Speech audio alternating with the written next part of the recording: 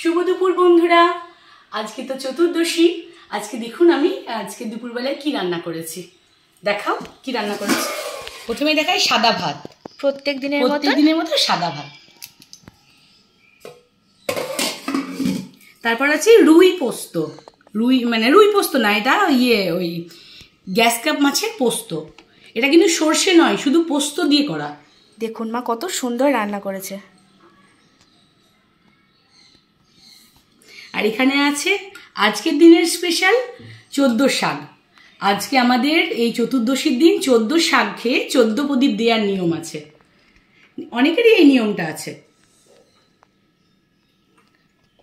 আর এখানে আছে পালং শাক দিয়ে মসুর ডাল। বন্ধুরা এটা কালকে করেছিলাম, অল্প আছে।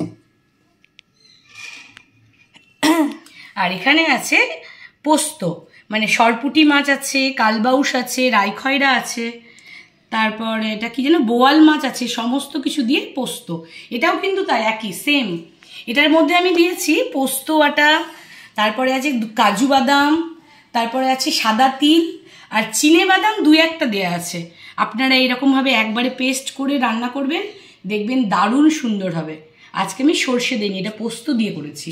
দেখুন মা কত সুন্দর রান্না করেছে। টমেটো দিয়েছি, কালো জিরে, টমেটো, কাঁচা লঙ্কা দিয়ে করেছি। খুব সুন্দর রান্না করেছে, আর এটা খেতেও খুব সুন্দর হয়। আর আজকে শো স্টপার দেখুন আপনারা। আজকে হচ্ছে রিঠে মাছ, গঙ্গার রিঠে। এগুলো সামুদ্রিক রিঠে না, সামুদ্রিক রিঠে এত টেস্ট হয় না।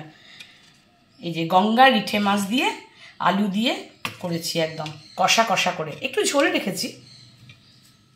দেখুন পিসগুলো দেখুন, এত সুন্দর হয়েছে বন্ধুরা, কি বলবো। দেখুন পিস, দেখুন রিঠা মাছের কত বড় বড় পিস, দেখে একদম লোভনীয় হয়েছে একদম। হ্যাঁ, এই যে মাথা দেখুন, দেখেই যেন লোভ লেগে যাচ্ছে। কার কার লোভ লাগছে বন্ধুরা অবশ্যই কমেন্টে জানাবেন। আমার পাশে থাকবেন আপনারা। আমি চাই আপনাদেরকেও একদিন যেন আমি রান্না করে খাওয়াতে পারি, বাড়িতে নেমন্তন্ন করে। তাহলে আমার রান্নাগুলো আজকে কেমন লাগলো বন্ধুরা, আপনারা কিন্তু অবশ্যই জানাবেন। তাহলে শুভ দীপাবলির আগাম শুভেচ্ছা আপনাদেরকে। আপনাদের দীপাবলি যেন ভালো কাটে, আর আমি একটু সুস্থ আছি এখন। টাটা বন্ধুরা, ভালো থাকবেন।